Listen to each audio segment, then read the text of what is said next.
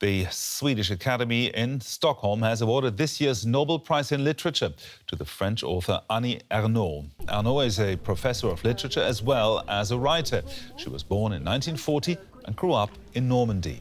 Her literary work is mostly autobiographical and maintains close links with sociology. The chair, Anders Olsson, explains some of the reasons why the Swedish Academy chose Ernaux for this year's award.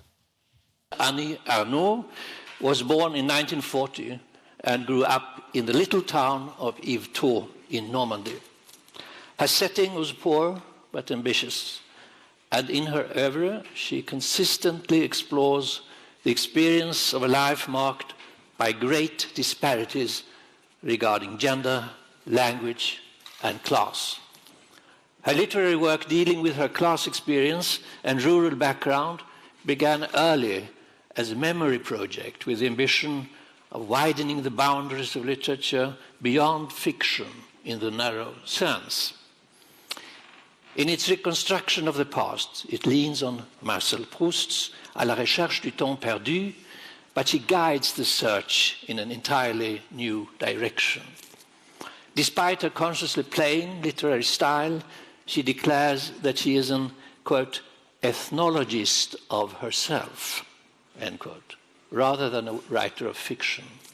Well, for more on this, I'm now joined by David Levitz from DW Culture. David, tell us a bit more about this year's winner. Well, Annie Ernaux has said that it's the novelist's job to tell the truth. Certainly that's what she's sought to do across her work, which is all mining of her own autobiography, as we just heard. Some really key points in her career have been her 2008 book, The Years, Les Années, which launched her to international renown. This is the story of a woman. It's told in the third person, but it's very clearly her, from the time in France after the Second World War up until the early 2000s, and it shows the shifting of French society through one life. Another book of hers that's gotten a lot of attention is her 2000 novel, Happening, about her own abortion that she had at the age of 23 at a time when that was illegal in France and frankly quite dangerous. And the film version of that book won the top honor at the Venice Film Festival last year. She's also written about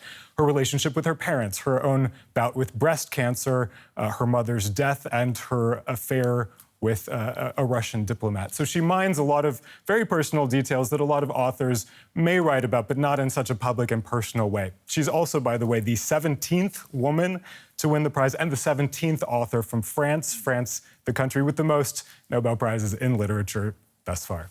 Okay, so there's always much speculation ahead of time who will get it this time, and there's always you never know whether it's going to be a rather obscure pick or somebody famous. And this year, Salman Rushdie was bandied around, as well as Michel Houellebecq. Right. She is more obscure, is she not? She's certainly more obscure than those two, although I have to say she's not that obscure. This is the first time in years that we at DW have had pictures of the laureate ready to go. So that hasn't been the case in the last years. We've been caught totally by surprise. She was actually the favorite to win last year, although it seems that she herself didn't expect it. She wasn't by the phone when the Swedish Academy tried to call her this morning. But it seems that she has found out by now that she is this year's laureate. But you're right, it's really unpredictable. And actually, I think that they like to keep it unpredictable. So the word about Rushdie for this year was he survived this knife attack this year. It would have been a very symbolic award for him to get it, a sign of support for freedom of speech.